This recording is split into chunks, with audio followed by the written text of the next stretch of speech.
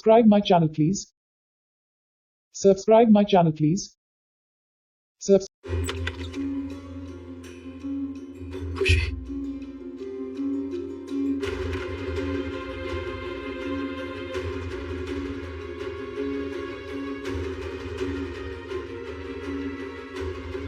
खुशी, खुशी, जो कुछ भी हुआ, मैंने जो कुछ भी किया, उसके बाद अगर तुम मुझसे गुस्सा हो, नाराज हो, तो मैं समझ सकता हूँ, जायज भी है। अगर तुम मुझे माफ नहीं करना चाहती, मुझे छोड़ के जाना चाहती हो, तो मैं समझता हूँ मैंने तुम्हारे साथ बहुत इनह्यूमन बिहेव किया है। मुझे अब समझ आ रहा है खुशी, जो हो गया सो हो गया, मैं उसको वापस नहीं कर सकता, लेकिन हाँ, बस मैं तुमसे माफी मांग सकता हूँ और इससे ज्यादा मैं कुछ नहीं बोल सकता। हो सके तो मुझे माफ कर दो। मुझे हमेशा यही लगता था कि शादी में सबसे ज्यादा जरूरी है पैसा, और मैं तुम्हें पैसा दे रहा हूँ तो we are having a good married life. लेकिन नहीं,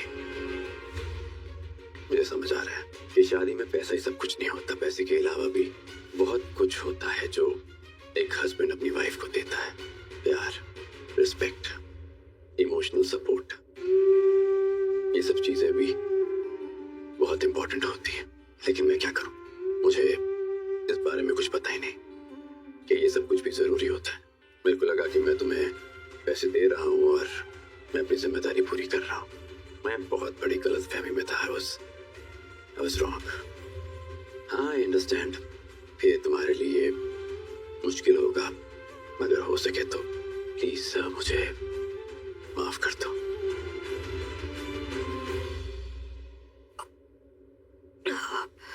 Excuse me.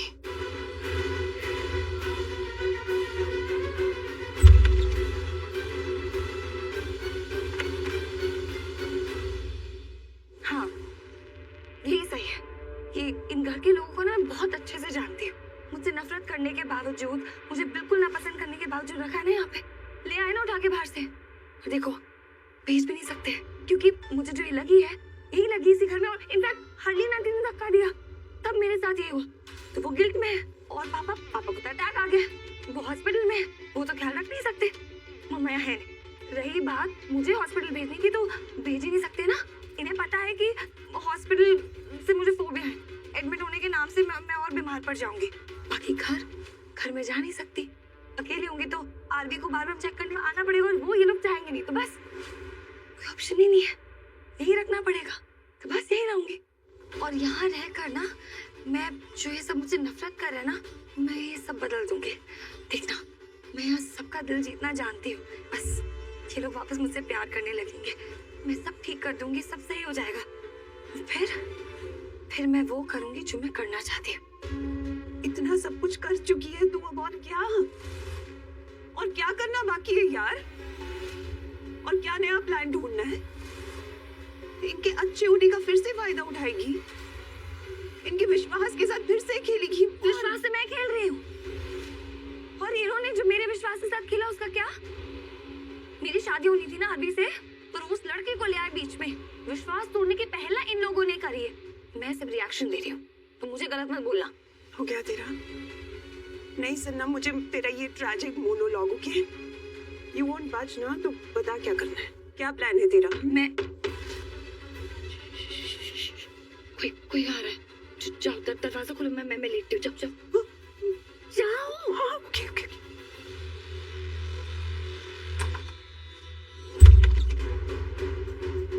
आरवी, भाभी, डॉक्टर। अभी भी? I mean, थैंक गॉड इतनी जल्दी आ गई। डॉक्टर, मेरी बहन बेहोश पड़ी है, प्लीज देखिए ना उसे। डॉक्टर, ये मनुष्य चेक कीजिए। यस।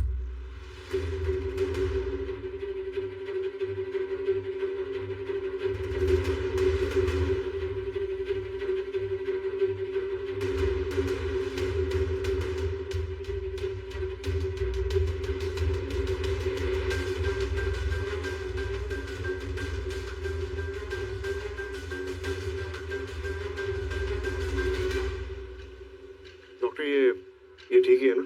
हाँ, हम लोग बाहर चल के बात करें। हाँ श्योर, लेकिन कोई या ऐसा कुछ? घबराने की कोई बात नहीं है, आप आइए मेरे साथ।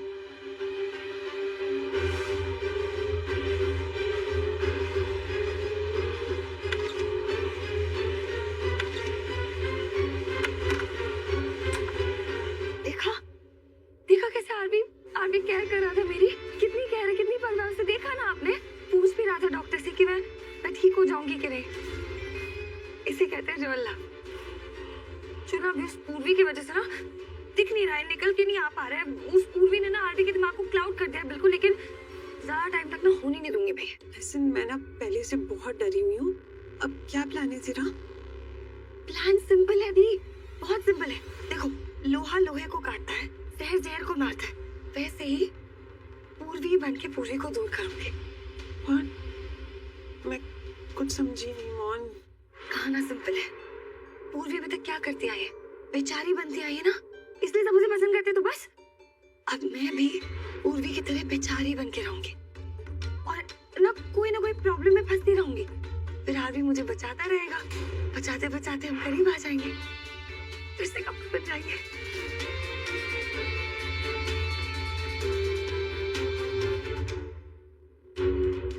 डॉक्टर, मोनिशा कैसी है? होश आया उसे? अभी नहीं, अब पर घबराने की कोई बात नहीं है। और जो मैंने आपसे पूछा था वो कोई इंटरनल इंजरी तो नहीं है? दिखने में तो नहीं है, लेकिन आप लोग को ऑब्जर्व करते रहना होगा। सर पे चोट है तो फिर प्लीज ध्यान रखिएगा। ओके, या thank you doctor. Thank you doctor.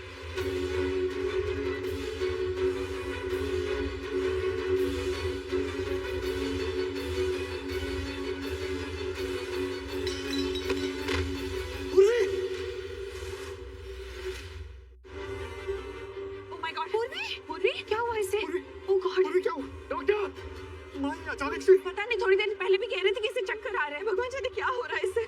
Doctor please जरा देखिए। चिल्लाने की आवाज आई ना? आरबी ने पूर्वी को आवाज लगाई है। मैं तो नहीं गई। लूट रही, चटपट देख रही। तू बाहर नहीं जा सकती बहन, जा जाकर लेट जा, कंटिन्यू योर एक्टिंग। बाहर सबको लग रहा है कि तू बेहोश है। चल तो हमेशा बेहोश ही रहूंगी क्या? होश नहीं आ सकता? मरी नहीं, लगी है, बेहोश भी थी। होश आ सकता है ना? और देखने जा रही हूँ कि हुआ क्या है। सच में मर गई होगी तो कुछ करना ही नहीं पड़ेगा। एक मिनट। मोहन,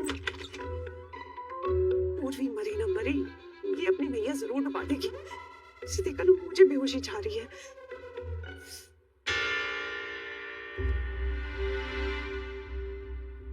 पर ये अचानक ऐसे गिरी कैसे? क्या हो गया इसे? पता नहीं, थोड़ी देर पहले ही कह रही थी कि मुझे चक्कर आ रहा है। चक्कर अचानक? आप लोग इतना घबरा क्यों रहे हो? पता है आप लोगों को घर में नया मेहमान आने वाला है। डॉक्टर, कोई नहीं आने वाला है। अब प्लीज बताइए ना, क्या हुआ इसे? अचानक से क्या हुआ? एक बार देखिए ना अच्छे से। क्या कहा आपने? हमारे घर में क्या नया मेहमान? Right. Oh my God, oh my God, नया मेहमान आने वाला है आपके घर में। आप ये सब क्यों बोल रही हैं? आप बताइए ना, पूर्वी को क्या हुआ है? आरबी, पूर्वी, पूर्वी, पूर्वी, पूर्वी, पूर्वी, तुम ठीक हो?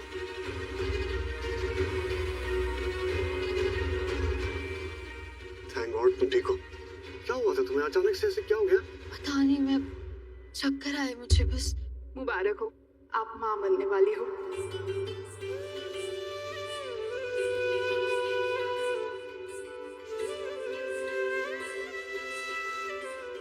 क्या?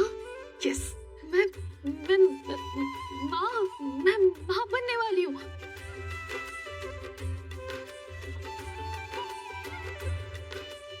राइट। पूर्वी माँ बनने वाली? Yes yes. मतलब ये चक्कर ये मैं पापा पूरी प्रेग्नेंट है? माँ सुना आपने? पूरी प्रेग्नेंट है। चाची, माँ मैं पापा बनने वाला हूँ। आरबी, हाँ।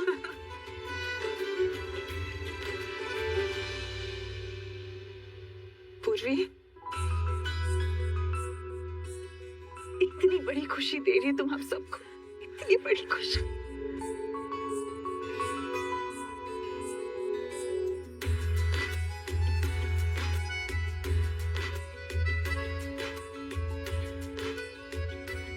खुश रहो। माता रानी की मेहर है हम सब पर। रब तुम दोनों की जोड़ी हमेशा बनाए रखे। दी तू तो बड़ी चुपेर रस्म निकली यार, मतलब सीधा माँ बन रही है। ओए मतलब मैं मासी बन रही हूँ। और मैं चाचू, मतलब इस घर में मुझसे भी छोटा कोई होगा जिसमें मैं रोब जमा पाऊंगा। वाओ यार। ये रोब नहीं जमाना है, प्यार करना है यार। अरे यार प्यार तो करूंगा, ऑफ कोर्स करूंगा, लेकिन रोब जमाने का अलग मजा होता है, जैसे ये भाई मेरे पे जमाता है हर टाइम।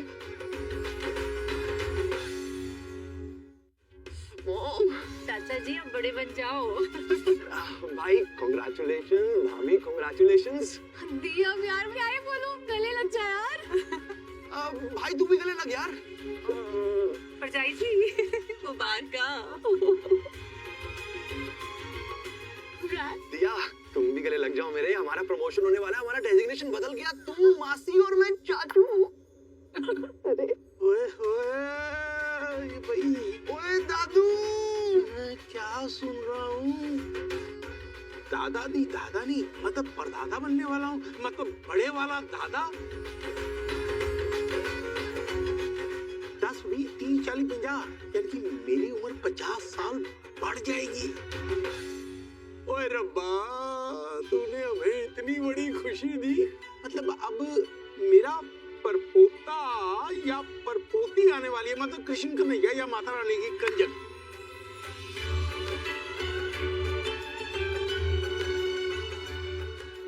पूरे पुत्र, तूने कितनी बड़ी खुशी दी है।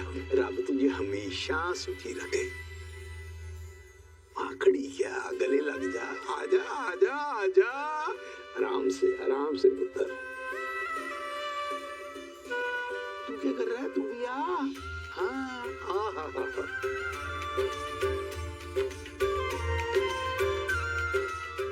शाबाश, जीते रहो।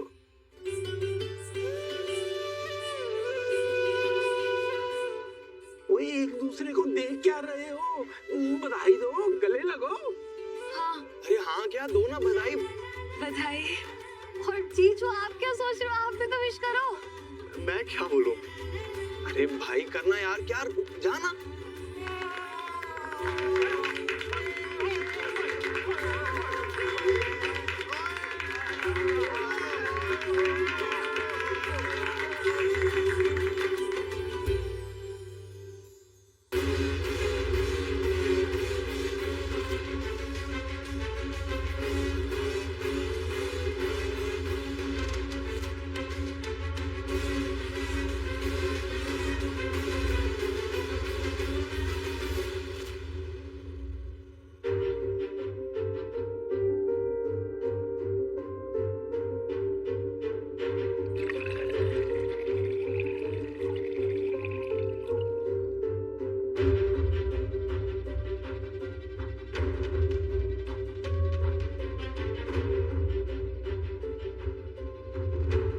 खुशी, तुमने मेरी बात का जवाब नहीं दिया। तुमने मुझे माफ कर दिया ना खुशी? कहो ना, प्लीज से दैट कि तुमने मेरी अपॉलॉजी एक्सेप्ट कर ली। कहो ना प्लीज। ऐसे कैसे कह दो? इतने सालों तक जो आई मीन पास्ट में तुमने मेरे साथ जो भी किया है, कैसे एक सेकंड में? इतना आसान नहीं है अरमान। मैंने भी तो तुम्हें एक्सेप्ट किया ना, तुम्हारे और आरवी। खुशी, देखो एक बात को समझो, एक आदमी के लिए ये सब कुछ आसान नहीं होता, खासतौर पर मेरे जैसे आदमी के लिए। मैंने तुम्हारे साथ कोई चीटिंग नहीं की है अरमान, ना ही मैंने तुम्हें कोई धोखा दिया। तुमसे शादी करने के बाद मैंने कभी किसी के बारे में नहीं सोचा।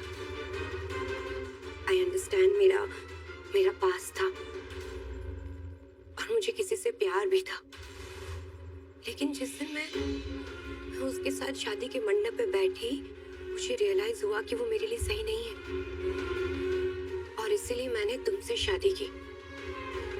जिस दिन मेरी शादी तुमसे हुई, उसके बाद मैं सिर्फ तुम्हारी होकर रह अरमान, मैंने कभी अपने पास्ट के बारे में नहीं सोचा। मैंने कभी मुड़ के अपने पास्ट को याद तक नहीं किया, क्योंकि मैं सिर्फ और सिर्फ तुम्हारी थी। लेकिन तुम बदल गए, तुम पूरी तरह से बदल गए अरमान। नहीं नहीं नहीं नहीं नहीं नहीं,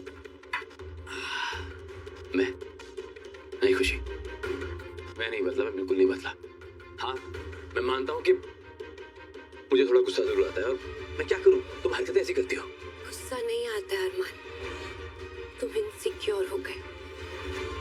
तुम्हारे दिल में मेरे लिए कई सवाल आ गए, तुम मुझ पे शक करने लग गए अरमान। Enough! मैं इनसिक्योर हो गया। इस हालत में भी तुम ये कर रही हो मेरे साथ। मैं इनसिक्योर नहीं हुआ, ये तुम हरकतें ऐसी करती हो जो मुझे गुस्सा आ जाता है। अरे तुमसे प्यार से बात कर रहा हूँ, तुम्हें समझ नहीं आती। प्यार से बात कर रहा हूँ तुमसे मैं। ये रूप मेरा आता है वो तुम्हारी वजह से, तुम्हारी इन बातों की वजह से। अरे तुम मेरा चैन सुकून सब छीन लेती हो। Come on, try to understand, darling. It's because of you. तुम जानती हो ना मेरा नेचर, तुम्हें पता है ना, तुम तो मेरी बीवी हो। मुझे गुस्सा आ जाता है, मैं अपने आपे से बाहर हो जाता हूँ, मुझे होश नहीं रहता मैं क्या करता हूँ। So why don't you understand?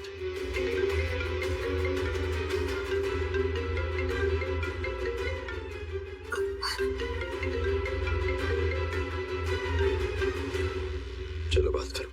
Hello, मैं वैशाली बोल रही हूँ, आरवी की चाची। जी चाची नमस्ते। आपने कैसे फोन किया? I mean, सब ठीक तो है ना?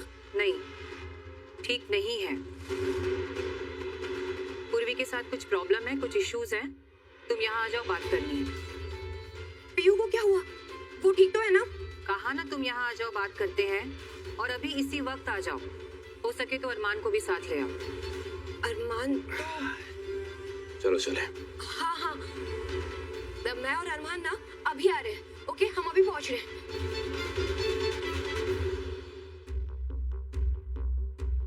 एक बात सजेस्ट करूं, चली जा। तू आरवी और पूर्वी से ना बहुत दूर चली जा, क्योंकि मुझे पता है उनका खुश रहना ना तेरे लिए बहुत पेनफुल हो जाएगा। नहीं बर्दाश्त कर पाएगी तू। I know you. यार, पूर्वी की लाइफ का ना बहुत ब्यूटीफुल फेज है। अब सब फैमिली में उसकी केयर करेंगे, अटेंशन देंगे उसे, एंड व्हाई नॉट? प्रेग्नेंट है, वो माँ बनने वाली है। बस बस बस, जो नीचे हो रहा है ना, और जो सब बोले वो रिपीट मत करो। और ऐसी कौन सी बड़ी बात हो गई? हाँ, प्रेग्नेंट ही हुई है ना, कौन सी जंग जीत के आ गई है? सब बिल्कुल पागल हुए जा रहे हैं, पैरों में बिछ रहे हैं उसके, सर पे बिठा रहे हैं उसे। शादी के बाद होती है लड़कियां प्रेग्नेंट, हर मिनट बच्चा पैदा होता है। क्या हो गया सबको? What's wrong with everybody? What's wrong with you? क्यों समझ नहीं आ रहा कि ये बहुत बहुत बड़ी बात है? हाँ है ये बात महान। मौन माँ बनने वाली है वो, आरवी के बच्चे की माँ। तुझे वैल्यू पता है एक बच्चे की दुनिया में आने की?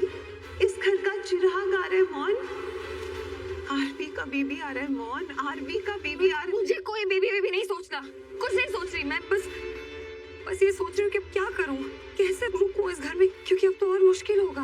आरवी और उस लड़की को दूर करना और मुश्किल होने वाला है। आई एम सॉरी, आरवी पूर्वी माँ बाप बनने वाले, अभी उनके अलग होने के बारे में कैसे सोच सकती है? रहने देना साथ उनको। क्यों नहीं समझ रही कि माँ बाप बनना इज अ स्पेशल फीलिंग, बहुत बड़ी बात है। कोई बड़ी बात नहीं है माँ बाप बनना, आपके लोगों की बड़ी बात, क्योंकि अभी तक आप माँ बन नहीं पाई। और अगर बनना है तो जाओ कोई इलाज कराओ। शादी के इतने साल बाद भी अगर बेबी नहीं हुआ है तो हो सकता है कि आप में जीवन में कोई कमी हो। शादी के बाद हर औरत Shut up! कैसे बात कर सकती तू ऐसे? This is not acceptable. This is mean. I'm sorry the, I didn't mean it. वो मुंह से निकल गया। I'm sorry. No. You know what? You mean it. तेरा दिमाग जो है ना, उसमें यही सब भरा हुआ है। I know that. तेरी सोच कितनी छोटी हो सकती है, मैं जानती हूँ मौन। Okay, let me tell you.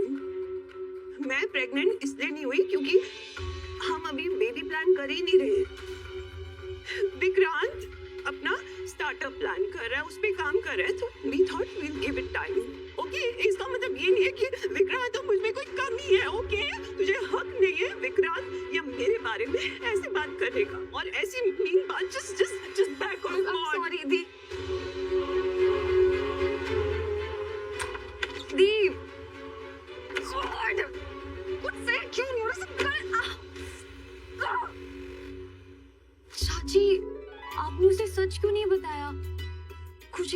बहुत स्ट्रेस ले लेती है, पर इतना रास्ते में आएगी ना, यही सोचते हुए आएगी कि मुझे पता नहीं क्या हो गया है। अरे भाभी यार, आप क्यों स्ट्रेस ले रहे हो? आप तो खाओ पियो ऐश करो, भी टाइम है यार, बड़ी माँ बोलो ना।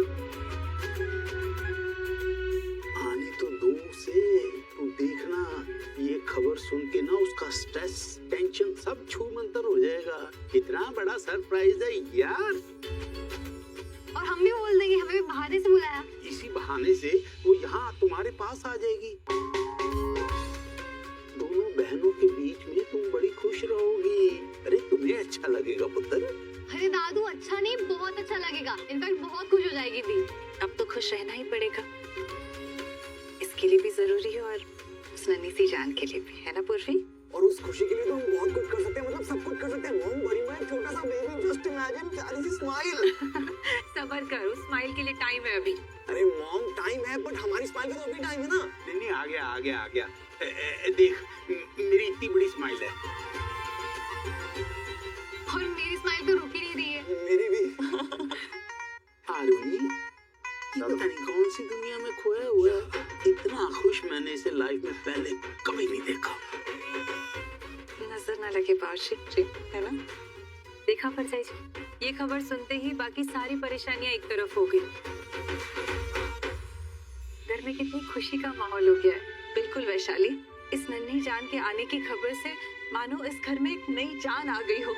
मैं इतनी खुश हूँ कि मैं बता नहीं पा रही हूँ पूर्वी। थैंक यू पूर्वी, इतनी खुशी देने के लिए।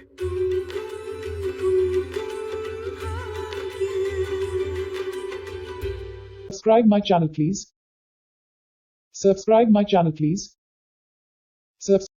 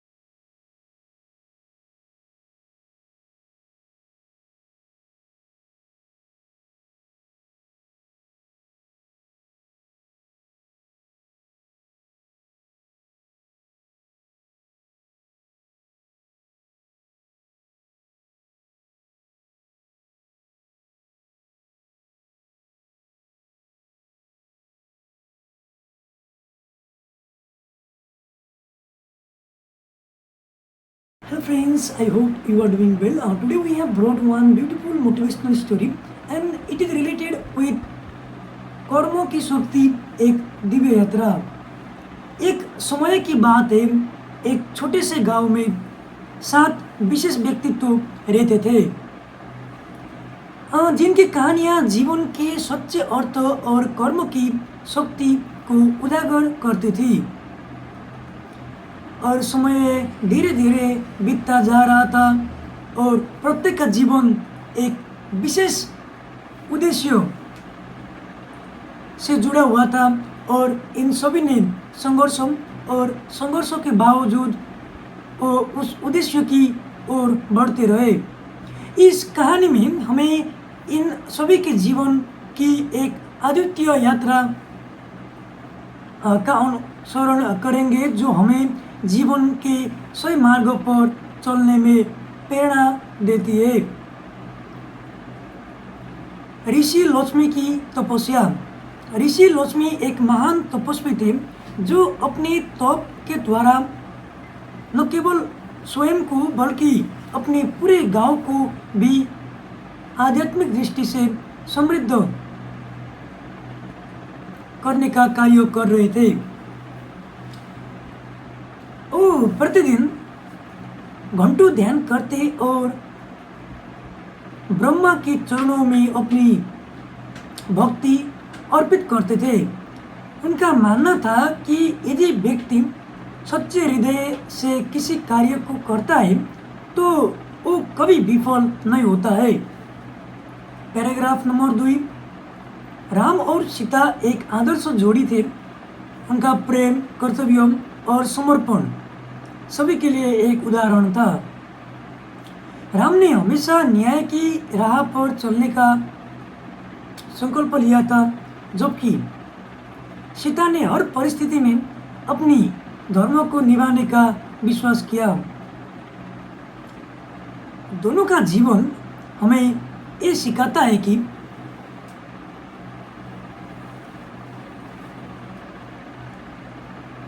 हमें कभी भी अपने कर्तव्यों से भागना नहीं चाहिए, चाहे परिस्थिति कैसे भी हो। नंबर 3, दिव्यम राधिका का मार्ग। दिव्यम राधिका का एक विदुषी और समर्पित नारी थी। वो अपने गांव की एक प्रमुख शिक्षिका थी और उन्होंने अपने जीवन में हमेशा सत्य और ज्ञान के प्रचार का कार्य किया। वो मानते थे कि ज्ञान सबसे बड़ा धन है और यदि व्यक्ति ज्ञान को प्राप्त कर ले तो उसे किसी भी प्रकार के भौतिक सुख की आवश्यकता नहीं रहती है। नंबर 4, नाहर और जूही का संघर्ष। नाहर और जूही 2 मित्र थे जो गांव के बाहरी इलाकों में रहते थे। दोनों ने बहुत कड़ी मेहनत की थी, लेकिन फिर भी उनकी स्थिति में कोई सुधार नहीं आ रहा था। नाहर जहाँ एक धैर्यशील और ईमानदार व्यक्ति था, वही जूही कभी कभी निराश हो जाती थी और अपने भाग्य को दोष देती थी। लेकिन नाहर ने उसे हमेशा यही समझाया कि जीवन में सफलता और असफलता दोनों ही अस्थायी होते हैं। नंबर 5, पूर्वी और राजवीर का साहस। पूर्वी और राजवीर भी इस गांव के प्रमुख व्यक्तित्व थे। पूर्वी एक निडर और साहसी लड़की थी, जबकि राजवीर ने अपनी पूरी जिंदगी गांव के लोगों को सेवाओं में लगा दिया था। दोनों के जीवन में एक विश्वास था और पूर्वी और राजवीर इस गांव की प्रमुख व्यक्ति थे। पूर्वी एक निडर और साहसी लड़की थी, जबकि राजवीर ने अपनी पूरी जिंदगी गांव के लोगों की सेवाओं में लगा दी थी। दोनों के जीवन में एक विश्वास था। साहस और समर्पण के साथ जीवन जीने से कोई भी समस्या छोटी नहीं रहती है। नंबर 6, समूह की एकता। एक दिन गांव में एक बड़ा तूफान आया।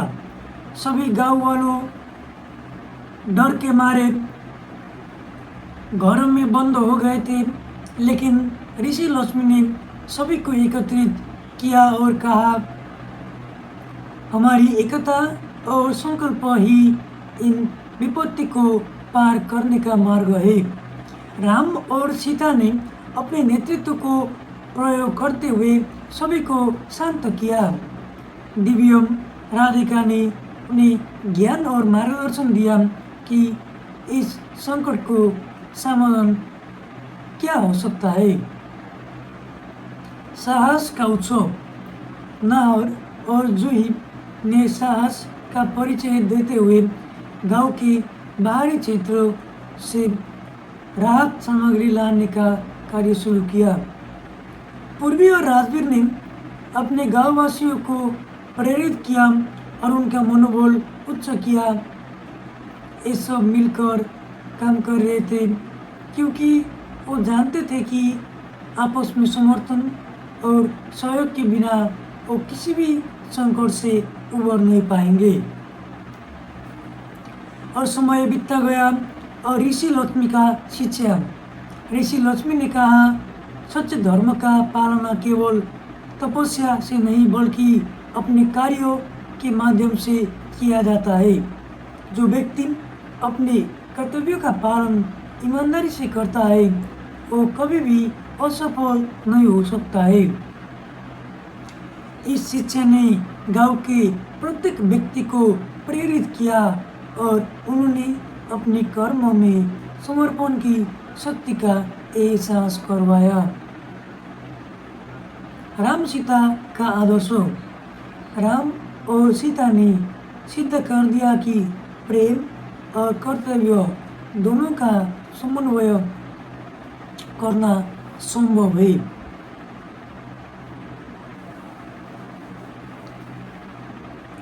जो व्यक्ति अपने कर्तव्यों का पालन ईमानदारी से करता है वो कभी भी असफल नहीं हो सकता है। और इस शिक्षा ने गांव के प्रत्येक व्यक्ति को प्रेरित किया और उन्हें अपने कर्मों में समर्पण की शक्ति का एहसास कराया। और समय बीतता गया। राम और सीता का आदर्श। राम और सीता ने सिद्ध कर दिया कि प्रेम और कर्तव्य दोनों का समन्वय करना संभव है। राम ने सीता को हमेशा आदर्श के रूप में देखा और सीता ने राम को अपने जीवन का आदर्श माना। उनका जीवन हमें ये सिखाता है कि हमें अपने कर्तव्यों को निभाते हुए प्रेम और सम्मान की भावना को कभी नहीं भूलना चाहिए। नंबर 2, दिव्यम राधिका का ज्ञान। दिव्यम राधिका ने सभी को ये समझाया कि ज्ञान वही शक्ति है जो किसी भी कठिनाई को दूर कर सकती है। ज्ञान ही जीवन का सच्चा साथी है। ये उनका विश्वास था। उन्होंने अपने विद्यार्थियों को ये सिखाया कि ज्ञान को प्राप्त करने के लिए निरंतर प्रयास करना चाहिए। नंबर 11, नहर और जूही का संघर्ष। नहर और जूही की मित्रता ने ये सिद्ध कर दिया कि कठिनाइयाँ केवल अस्थायी होती है। नहर ने जूही को सिखाया कि असफलता भी हमें कुछ न कुछ सिखाती है और केवल धैर्य और प्रयास से ही सफलता प्राप्त की जा सकती है। जूही ने नहर से ये सीखा कि जीवन में समस्याओं से घबराना नहीं चाहिए बल्कि उनका सम्मान धैर्य और साहस से करना चाहिए। नंबर 12, पूर्वी और राजवीर का साहस। पूर्वी और राजवीर का साहस और समर्पण ने गांव के लोग को एक नई दिशा दी। उन्होंने दिखाया कि सच्चे नेतृत्व में अपनी ताकत नहीं बल्कि दूसरों की भलाई में काम करने की क्षमता होती है। जब भी कोई संकट आया उन्होंने उसे एक अवसर के रूप में देखा और उसे पार करने के लिए सभी को प्रेरित किया।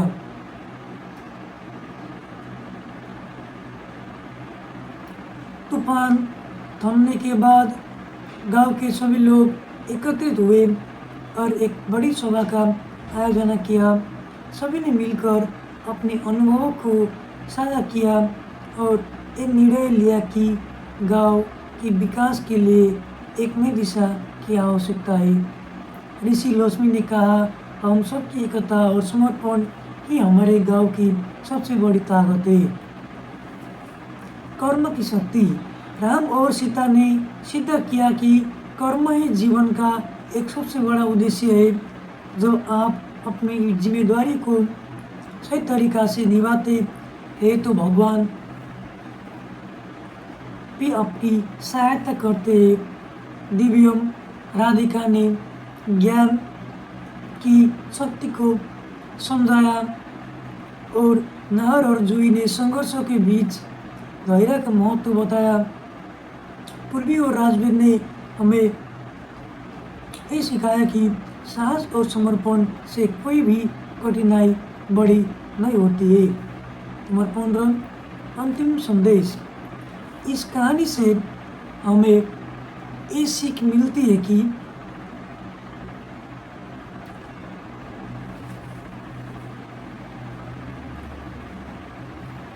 जीवन में हर व्यक्ति का एक उद्देश्य है और अगर हम उस उद्देश्य के प्रति समर्पित रहते हैं तो कोई भी कठिनाई हमें डिंगा नहीं सकती।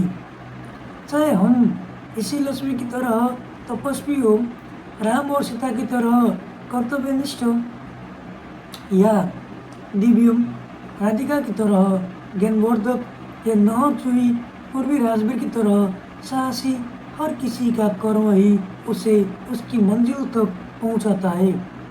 मूलक जीवन का सबसे बड़ा मूल्य कर्म है। जब हम अपने कर्म को सही दिशा में लगाते हैं तो जीवन में कोई भी मुश्किल हमें हराना नहीं सकती।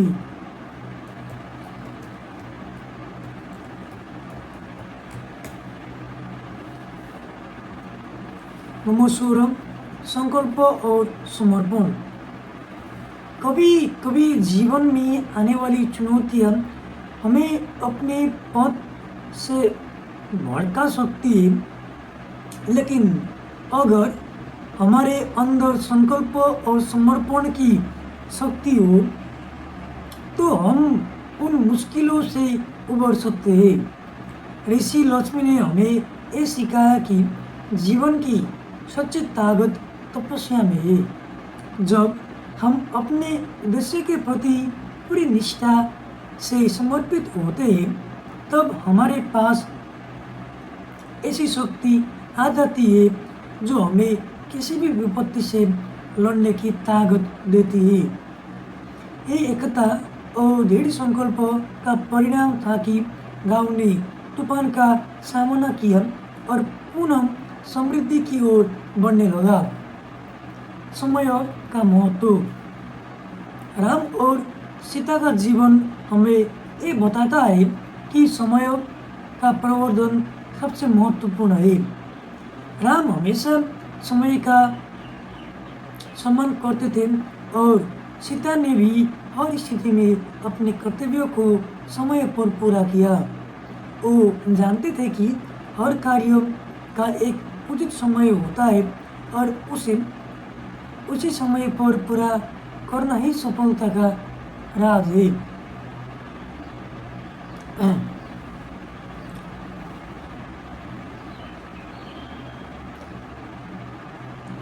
समय का सदुपयोग करने से ही हम अपने लक्ष्यों को प्राप्त कर सकते हैं। नंबर 18, ज्ञान का महत्व। दिव्यम राधिका की कहानी में ये स्पष्ट रूप से दिखाता है कि ज्ञान वो अनमोल रत्न है जिसे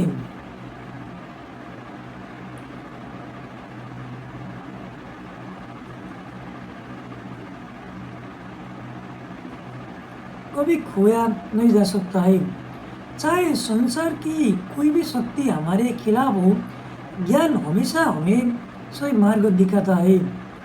राधिका ने अपने विद्यार्थियों को ये सिखाया कि सही ज्ञान प्राप्त करने के लिए हमें निरंतर अभ्यास और अध्ययन करना चाहिए। ज्ञान से ही हम अपनी जीवन को बेहतर बना सकते हैं और दूसरों को जीवन भी सकारात्मक बदलाव ला सकते हैं। धैर्य और संघर्ष की आवश्यकता।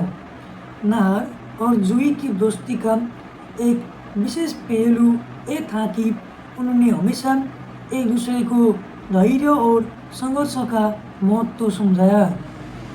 जूही जब भी हार मानने वाली होती है, नाहर उसे प्रेरित करता था।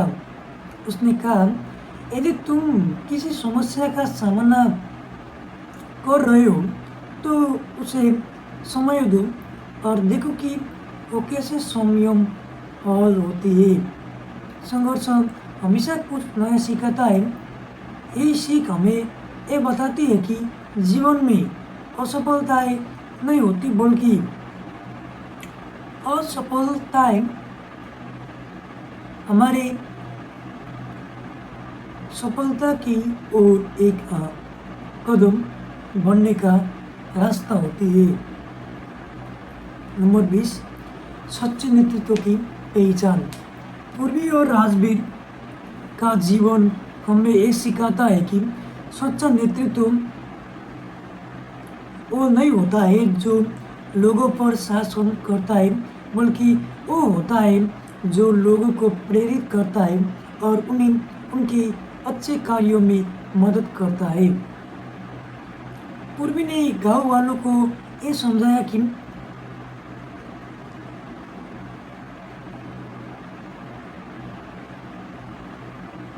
अगर हम सब एकजुट होकर काम करेंगे तो हम किसी भी कठिनाइयों को पार कर सकते हैं।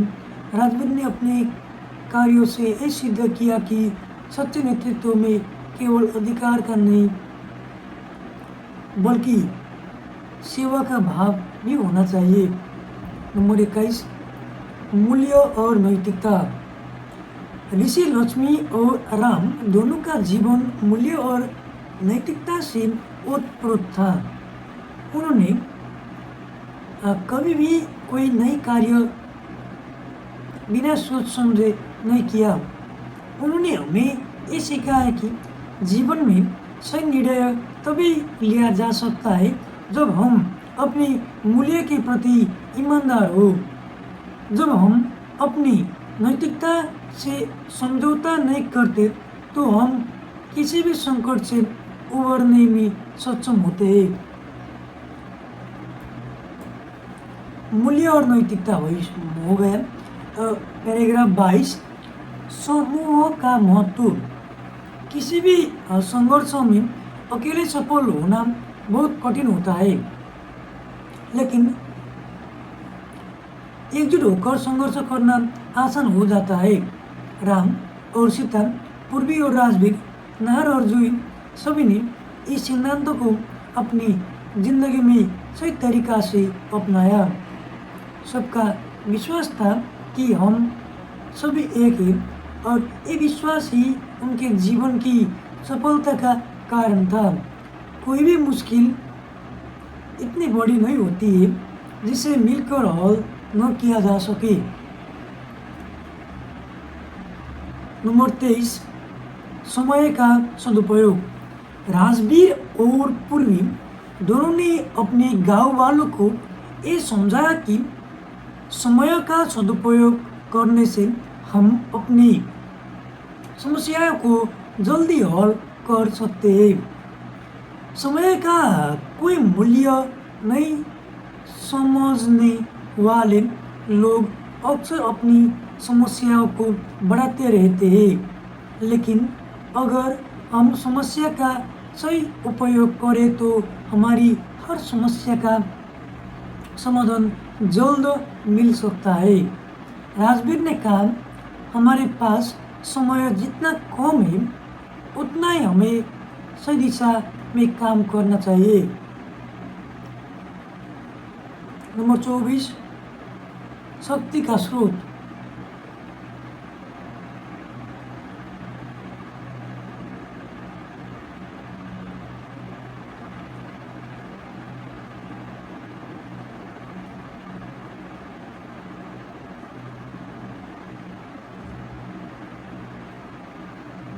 ऋषि लक्ष्मी की शक्ति उनकी तपस्या और अपनी आत्मबल में छिपी हुई थी। उन्होंने हमेशा ये कहा, शक्ति भीतर से आती है, बाहर से नहीं। जब हम अपने भीतर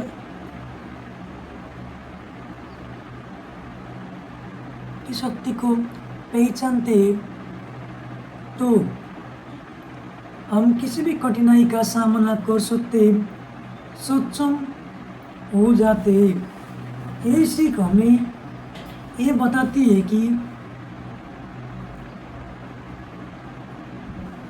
हम सभी में एक अदृश्य शक्ति है जिसे हमें पहचानना और जागृत करना चाहिए। नंबर 25, कर्मों का फल। राम और सीता की जीवन यात्रा हमें ये सिखाती है कि कर्म का फल हमेशा मिलता है। चाहे हमारे कार्य अच्छे हो या बुरे, उनका परिणाम हमें निश्चित रूप से मिलता है। राम ने हमेशा अपने कर्मों को उचित तरीकों से किया और उन्हें उनका फल भी मिला। ये सिद्धांत तो हम सभी के लिए लागू होता है। अपने कार्यों में ईमानदारी और निष्ठा से लगे रहना चाहिए, क्योंकि अंत में अच्छा कर्म ही हमें श्रेष्ठ सफल प्रदान करता है। नंबर 26, धैर्य और संतुलन।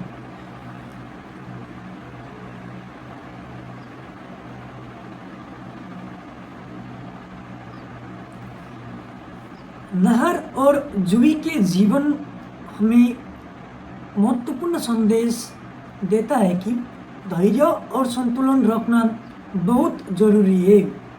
नाहर ने जूही को ये बताया कि हमें कभी भी परिस्थिति से घबराना नहीं चाहिए, बल्कि हमें अपने अंदर धैर्य बनाए रखते हुए किसी भी समस्या का समाधान खोजना चाहिए। जूही ने ये सीखा कि संतुलित मानसिकता से ही हम अपनी जीवन की कठिनाइयों को पार कर सकते हैं। नाहर और जूही की मित्रता का संदेश यह था कि सच्ची मित्रता में हमेशा एक दूसरे का समर्थन होता है। जब एक मित्र गिरता है तो दूसरा उससे उठाता है। यही सच्ची मित्रता का फल है। उनके संघर्ष ने सिद्ध कर दिया कि यदि हम एक दूसरे के साथ दें तो हम किसी भी मुश्किल से बाहर निकल सकते हैं। प्रेरणा का स्रोत। दिव्यम, राधिका और राम की कहानियाँ प्रेरणा का स्रोत बन गई। दिव्यम, राधिका ने बताया कि हर किसी में असाधारण शक्ति होती है, बस हमें उसे पहचानने की जरूरत है। राम और सीता का आदर्श ये दिखाता है कि जब हम अपने कर्तव्यों को पूरी निष्ठा से निभाते हैं तो भगवान भी हमारे साथ देता है। हम चाहे जैसे भी हो, अगर हमारी नियत सही हो तो जीवन में सफलता हमारी होगी। नंबर 29, सही मार्ग पर चलने की प्रेरणा। सभी पात्रों ने हमें ये सिखाया कि जीवन में सबसे महत्वपूर्ण है सही मार्ग पर चलना। चाहे हम राम की तरह कर्तव्यनिष्ठ हो या दिव्यम, राधिका की तरह ज्ञान की ओर अग्रसर या नाहर जूही की तरह संघर्षशील, अगर हमारा मार्ग सही हो तो हम किसी भी मुश्किल को पार कर सकते हैं। नंबर 30, आध्यात्मिक मार्गदर्शन। ऋषि लक्ष्मी का जीवन हमेशा आध्यात्मिक मार्गदर्शन का उदाहरण रहा। उन्होंने अपनी तपस्या से ये सिद्ध कर दिया कि जब हम अपनी आत्मा को शांत और संतुलित रखते हैं तो हर मुश्किल का हल मिल जाता है। उनकी तपस्या ने न केवल उन्हें आत्मिक शक्ति दी, बल्कि गांव के हर व्यक्ति को सही मार्ग पर चलने की प्रेरणा भी दी।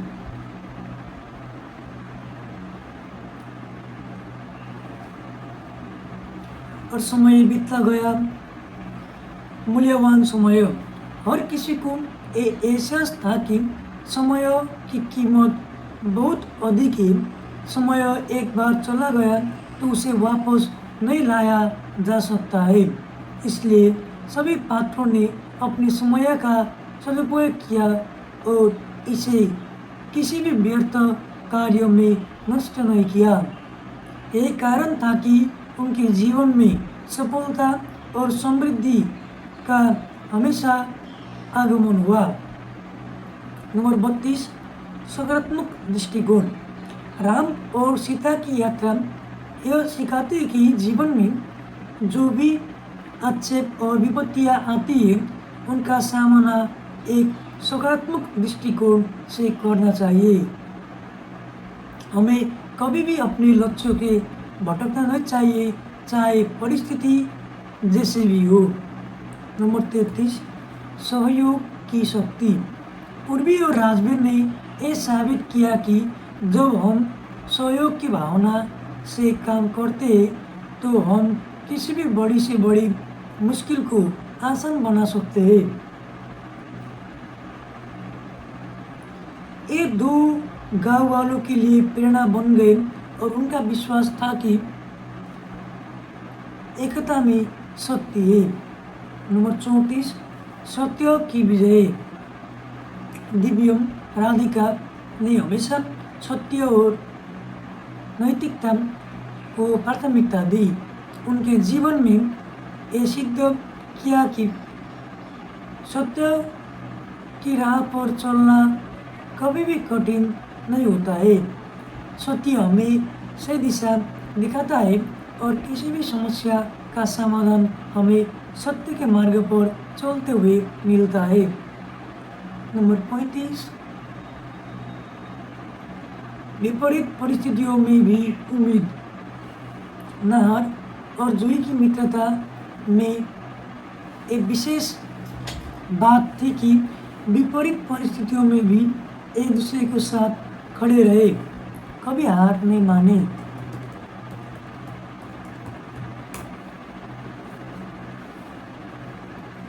संघर्षों से सीखना। नाहर और जूही के जीवन से एक और महत्वपूर्ण शिक्षा हमें यह मिलता है कि संघर्ष हमें सिखाता है। जब जूही निराश हो जाती थी तो नाहर उसे ये समझाता था कि हर कठिनाई एक अवसर है और हमें उस अवसर से कुछ न कुछ सीखने की आवश्यकता होती है। जब तक आप संघर्ष करते हैं तब तक आप अपने आत्मविश्वास को मजबूत बना रहे होते हैं। नाहर हमेशा ये कहता है कि सोच में उन्हें कभी हार मानने की बजाय उस स्थिति को कुछ नया सीखने की कोशिश की, जिससे उनका जीवन सफल हुआ। नंबर 37, आध्यात्मिक बल और आत्मविश्वास। ऋषि लक्ष्मी की तपस्या ने ये सिद्ध किया कि आत्मविश्वास और आध्यात्मिक बल से हम किसी भी कठिनाई का सामना कर सकते हैं। जब गांव में संकट आया तो ऋषि लक्ष्मी ने सभी को ये याद दिलाया कि संकट से समय आत्मविश्वास के और ध्यान ही हमें आगे बढ़ने की शक्ति देता है। उन्होंने ये भी कहा, जो व्यक्ति अपने भीतर की शक्ति को पहचानता है वो किसी भी बाहरी कठिनाई से नहीं डरता है। उनका जीवन इस बात का जीता जागता उदाहरण है कि आत्मविश्वास और आंतरिक बल के साथ कोई भी कार्य असंभव नहीं होता है। नंबर 38, ध्यान और आत्मनिरीक्षण। राम और सीता ने जीवन में आत्मनिरीक्षण की महत्वपूर्णता को समझ लिया था।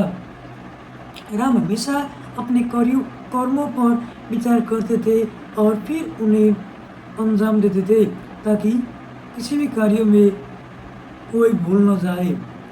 सीता भी अपने जीवन में हर पल अपने कर्मों का आत्मनिरीक्षण करते थे। दोनों का मानना था कि यदि हम आत्मनिरीक्षण करके अपने कार्यों को सुधारें तो हम जीवन में शांति और सफलता प्राप्त कर सकते हैं। संस्कारों का प्रभाव।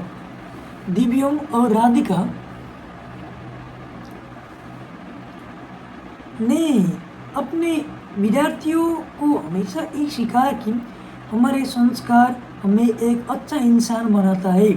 संस्कार केवल बाहरी आचार व्यवहार नहीं होते बल्कि ये हमारे विचारों और कार्यों की गुणवत्ता को भी प्रभावित करते हैं।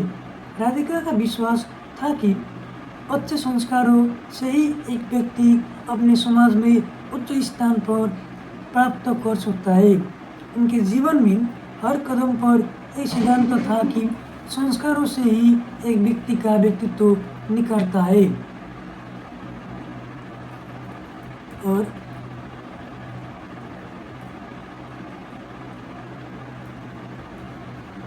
संघर्षों के बाद सफलता।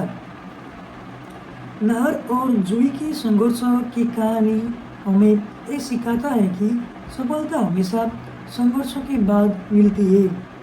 उन्होंने जब भी अपनी समस्याओं का सामना किया तो उन्हें विश्वास था कि यदि वो सही दिशा में मेहनत करेंगे तो सफलता जरूर मिलेगी। यही कारण था कि उन्होंने अपने जीवन में हर चुनौती को अवसर के रूप में लिया और अंत में उनकी मेहनत को फल मिला।